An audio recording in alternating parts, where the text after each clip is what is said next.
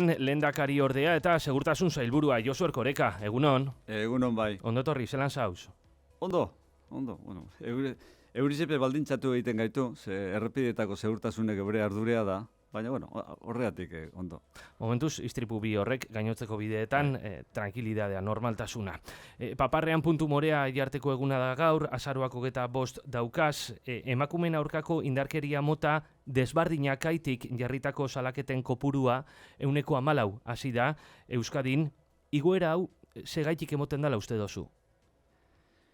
Bueno, a ber, igoera nabarmena da, eta kezkatzeko moduko da egia da, baina gure ikerketen arabera eta ez da gure susmoa bakarrik hau kontrastatuta daukagu.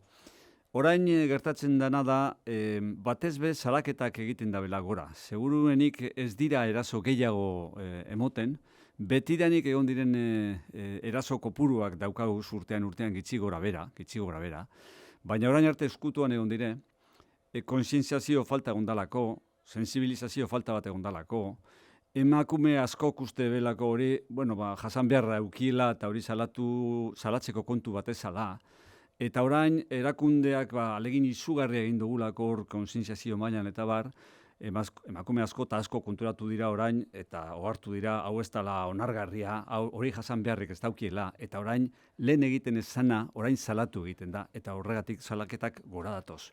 Hori hona da, ze bestela delitu eskutua dena, hori gauza eskorra da gizarte batentzak.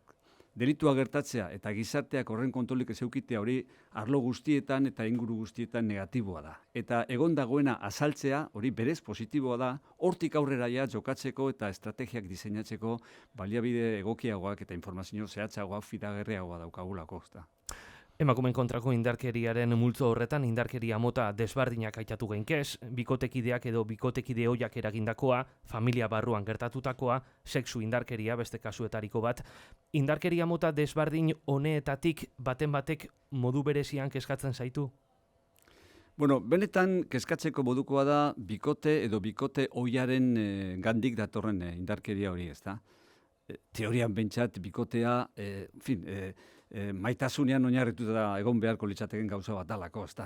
Eta berez horrelako maitasunean oinarritutako gauza bat, horrelako indarkeriaren iturri bilakatzea, hori zulertzeko moduko gauza bat da, eta kezkatzeko modukoa da gainera zenolako zifrak ematen dituen, ezta. Ze hor bebai, gure salaketen erregistroak erakusten emoten dau, 2022 urtean aurreko urtearekin konparatuta, 17% edo ingo dugula gora horretan, ezta? Eta esan doan moduan, seguruenik horbe gertatzen da, salaketa gehiago dagoela, ez eraso gehiago. Baina, horre, erasoak hortxe dagoz, eta, giza ikuspuntu batetik hori ulertzea ez da bat erreza, ez da?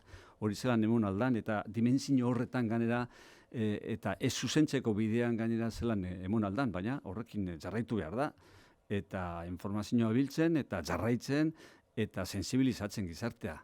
Emakumeak, baina gizonak, orain emakundek berak ere mezua bialdu dagoena esan da, emakumeak kontzientziatzea eta sensibilizatzea, eta orain delitu txatartzea orain arte hartzen ezebena, hori hona da. Baina gizarte guztia ohartu behar da horretaz, eta bereziki gizonak ere ohartu behar dira, orain arte bide okerren batzuk edo inertzia okerren batzuk euki badabe edo eukiten badugu ere emakumeekiko, hori, begiak zabaldu behar dugu zola, eta hori zuzentuen behar dela, eta horrelako joera okerrak bidiratu eta ezabatuen behar direla. Ez bakarrik gugan, gure ingurukoengan bebai. Eta ez gure ingurukoen artean, gizonezkoen artean esan gure dut, emakumeekiko jarrera mespretzuzko horrek eta mantendu, sarri askotan eta iraganean hain maiz ematen direnak, ez da. Euskadin andraskoek daben arrisku mailaren arauera, indarkeriaren biktima izan diran andraskoek daukien arrisku mailaren arauera, babes mota bat edo beste bat emotenake biktima honei, ertzaintzak leposainak bideratzen dauz, bortxa telefonoa hor dago, epaile baten aginduz buruz nabil 71 gizonezkok gaur egun lokalizaziorako eskumuturrekoa daroe aldean.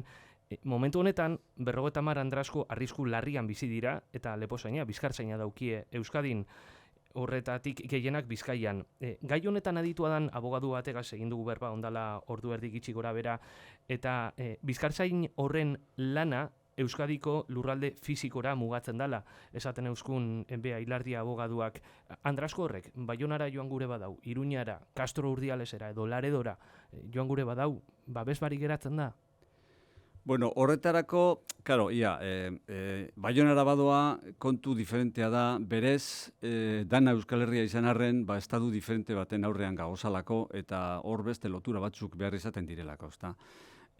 Claro, estatu Espainiarraren barruan, horren Guardia Zibilak eta, en fin, Espainiako poliziak beste tresna bat dauka.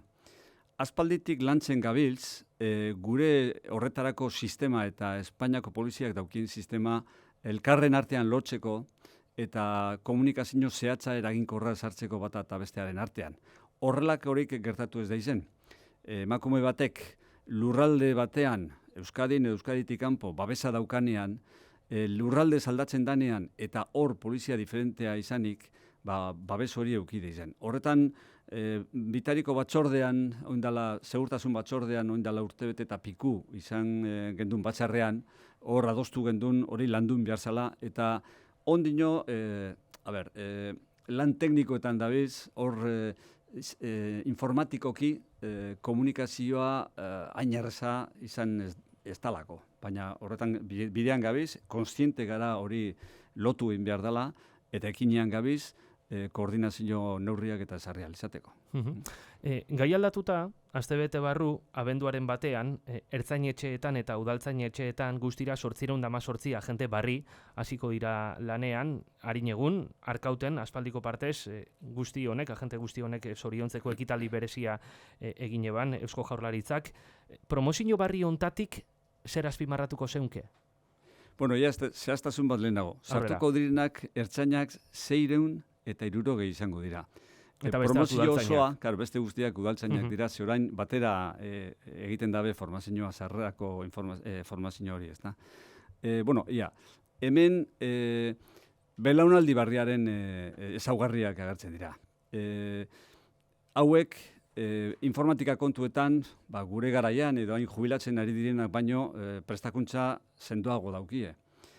Euskaltasun mailan hauek euskaltasun maila handiagoa daukie, hasieran orain jubilatzen dizena baino, modu nabarmenagoan, ezta? Honek ja euskeraz eskolaratutakoak direlako asko eta beste garai batekoak direlako eta euskeraz ikasteko aukera handiagoak izan da bezalako, ezta?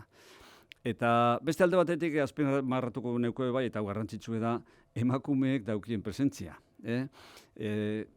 lehen, emakumeen artean, olako deialdietan, emakumeak igual 10% izaten ziren, aurkezten zirenak, ezta?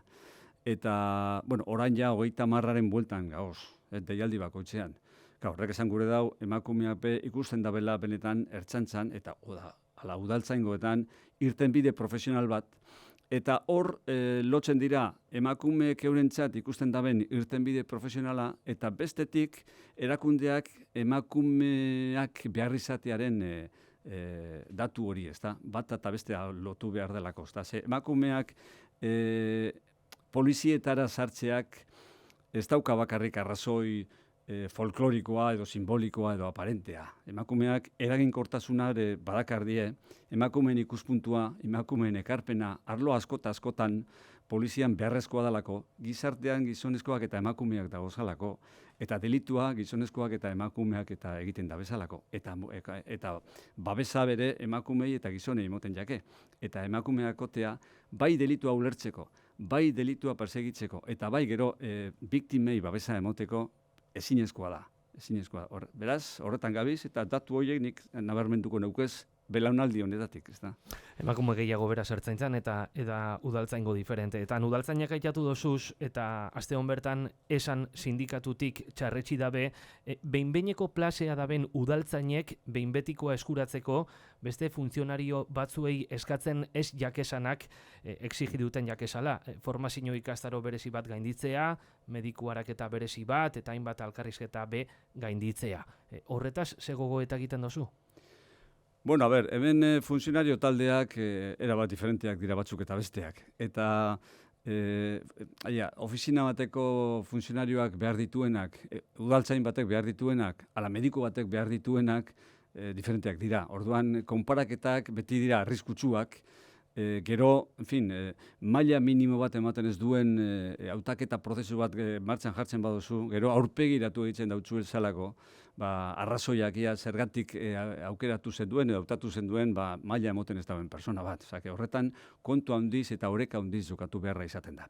Edo zelan be, gaur aurko ondino hori landu baritago, zan edo hori lantzen gabiz orain akademia eta udalen artean, eudelekin batzar bat izan zen atzo, beste puntu batzuen artean hori tratatzeko, eta ondino landu eta osotu barik dago zenolako baldintzatan sartuko diren edo egonkortuko diren egoera horretan, behin-behineko egoeran dagozan udaltzainak. Horretan lanean gabiz eta asmoa da, helburu partekatua da dauden artean, alik eta erosoen egitea sarrera hori, alik eta gehien hurbiltzea sarrera prozesu hori gainontzeko funtzionario batzuen erreferentzia horretatik abiatuta, baina beti ere udaltzaingoen berezitasuna kontuan hartuta eta udaltzainak udaltzain izan alizateko eta bere lanpostua eraginkortasunez bete alizateko zenolako baldintza minimoak behar dituen kontuan hartuta, ezta.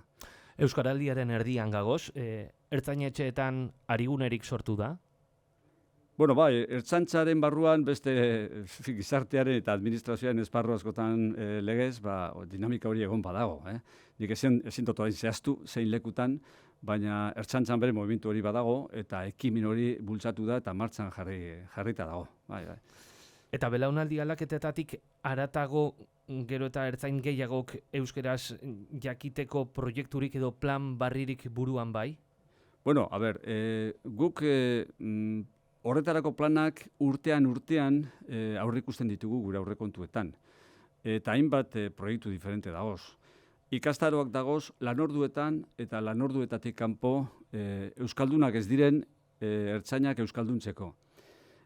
Beste alde batetik badira baita ere baliabideak planifikazio normalizatu bat egin alizateko ertzaintza euskalduntze bidean. Usairekin beste hitzarmen bat daukagu, normalkuntza terminologikoa arlo polizialean gauzatzeko eta lantzeko. Hainbat arlotan egiten dugu inbertsioa eta emaitza uste dut nabarmena dela. Gizarteak ere berez eskaintzen dauzkuz, orain euskaldunagoak diren belaunaldiak eta horri esker euskaldungoa be ertzaintzaren barruan gora eta gora doa, baina hortik aparte zuk esan duzun moduan planak ere badagoz, bai ikastaroak emoten direlako eta bai planifikazio bat dagoelako, normalkuntza zelan gauzatu behar dan, nundik hasi behar dan, eta ze ertzainetxeetan eta ze lanpostuetan da preminezkoagoa euskaldunak elebidunak izatea besteekin konparatuta ezta. Ondo ezagutzen duzun Espainiako Kongresuan atzo makina bat gairen inguruan egon ziran berbaz, sedizioaren delitua arintzea onartu ben atzo Kongresuan, Espainiako gobernuak eroan eban gaia. Horrek zer ekarriko dauela uste dozu? Bueno, nik uste dut hori neurri egokia dela, ondo planteatutako neurri bat dela. Sedizioa Espainiako kode penalean, zigor kodean, oso gauza bitxia eta zaharkitua zan. 19. mendean hor sartutako delitu bat zan, gure inguruko estatuekin zerikusirik edo partekatzerik edo parekatzerik ez eukana, gauza bitxia esan nahi dut normaltasunetik kanpo egoana, ezta? Eta ikusi dugu gero Katalunian zelan erabili izan dan eta zelako emoitzak egon dauzan, ezta? Hori aldatu beharra nik uste dut ezinbesteko azala eta ondo ikusten dut benetan hor aurreikusitako zigorrak eta arintzea eta beste planteamendu bat egitea. Indarkeria dagoenean edo algarada bereziak edo daudenean neurriak hartu alizatea eta horretarako zigor bat aurreikustea, baina ez berez paketsua den eta politiko hutsa den movimentu bat zigortzea, hori sarri askotan demokraziaren beraren eta askatasunaren beraren kaltetan joan daitekelako. Eta mehatxu bat da askatasuna benetan demokrazia kontekstu batean behar dan moduan egikaratu alizateko. Hainbat, ordu egun eta aste igaro dozuzuk Kongresuan, orain dela gitxi, Irene Montero bardintasun ministreak entzundako berben moduko adirazpenik gogoan daukazu, zuk Kongresuan bizitako sasoian? Bueno, orduan bere esaten ziren, hau ez da oraingo kontua bakarrik, baina aitortu behar daukat, azken bolada honetan inoiz baino nabarmenagoak eta iguingarriagoak direla ikusten diren irudiak eta entzuten diren gauzak, ezta? Eta, benetan ikusi izan da, kasu honetan, kasu konkretu honetan, eraso gratuituak eta funtsik gabekoak izan zirela, eta personaren kontrakoak eta politikan bazterrean egon beharko luketenak, ezta? Kongresuan jarraituta eta Espainiako gobernuak Eusko Jaurlaritzagaz daukan hartuemonari begira, trenen dotazioak eta kudeaketea eskualdatzeko transferentziaren negoziazioa momentu honetan ze puntutan dago? Hortxe dago. Elkarrizketak jarraitu egiten dabe, noizbehinkako elkarrizketak, eta ondino oztopo batzuk badira hor gainditu barik dagozanak, ezta? Madriletik esan dabiz, hori ja bidean dagoela, heltzeko momentuan gagozela akordio batetara, baina akordiora heltzeko ondino oztopo batzuk badira, ezta?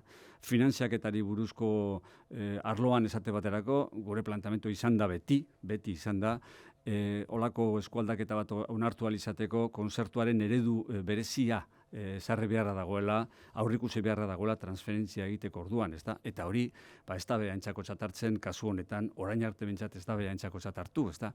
Beste eztabaida bat dago, gauza bat da, trenen zerbitzua transferitzea edo eskualdatzea, eta beste gauza bat diferentea, hoiekin batera azpiegiturak ere eskuz aldatzea, ezta?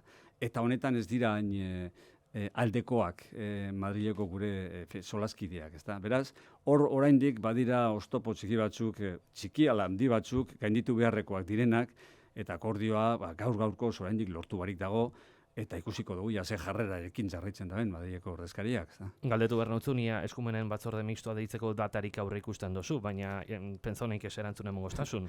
Ez nintzatek hartuko horrelako gauza bat egitera, ezta? Gauza eta gozen moduan, akordioa helduko da, eta datorrenean deituko da, eta batzartuko da, ezta? Baina, gaur-gaurkoz, negoziak eta ondino itxibaritago, eta negoziatzailei itxibariak lanean jarraitzen, eta euren lana egiten, ezta? Euskadiko garraio publikoan oraingo deskontuak mantentzearen aldekoa zara? Gaur egun dagoan 50% deskontu hori garraio publiko sare osoan? Atzo bertan izan genduen horri buruzko eztabaida bat Eusko Legebiltzarrean, eta nik lehendakariarekin eta gure taldeko guztiekin aldeko botoa eman gauntzan, ezta? Beste kontua da, puntu horretara nola edo zelan heldu garan, zenolako prozedura jarraituz eta zenolako jarrera inguruko talde parlamentarioak jarraitu da ben kontuan hartuz, ezta? Baina, aldeko botoa eman gendun, beraz, gure jarrera eta ikuspuntu horretan hortze jasota dago. Bai esan zen, gure taldearen, bozemailaren partetik esan zen, landu beharko litzatekela, orain arteko moduan jarraitu alizateko, eskatu edo exigitu beharko litzaiokela Madrileri, orain arteko moduan, horren zati bat, 30% edo finantziatzeko. Eta orain arte aurrikusita egondan diru laguntza horrekin jarraitzeko, ezta? Gure kostua arintzeko, hori planteatu zen. Lortuko da nalez, ez dakit, ez zirudien, atzo bai Podemosekoen eta Alderdi Sozialistakoen jarrera ikusita hori erraza izango zenik, ala eurek hori Madrilen bultzatzeko asmo gehiegirik eukienik, baina hori izan zen gure jarrera eta hori babestu nebanik neure botoarekin. Beraz, erantzuna botoaren bitartez, atzo bertan, Legebiltzarren egondako botoaren bitartez egonda dago. Eusko Jaurlaritza osatzen duzun Eusko Alderdi Jeltzalearen eta Alderdi Sozialistaren arteko batasun hori estabilizaten bozkaketetan, ganbara diferenteetan, euneko eunean beti bera, aurreko hilabeteetan bai izaten zala, arrakala txikirik egon leiteke hor, ala olakoak gertatzen dira gobernu koalizioetan? Madrilera begiratzea besterik ez dago, ezta? Madrileko gobernuak 3 urteko koalizio esperientzia dauka, eta trakuntuan zenolako ezberdintasunak eta horrelako egoerak emon izan diran, ezta? Legebiltzar diferenteetan, jarrera diferenteak eta boto diferenteak emon izatearena koalizio bera osatzen daben alderdi bien artean, ezta? Hori kontuan izan da, hemen nik uste dut hau anekdota bat izan dela. Orain arte horrelakorik ez da emon, eta ez dut uste etorkizunean horrelakorik emongo danik, eta nik uste dut bi alderdien jarrera hori dela. Koalizioarekin jarraitzearena leialtasun osoz eta zintzotasun osoz, koherentziaz eta bata bestearekiko errespetu osoz.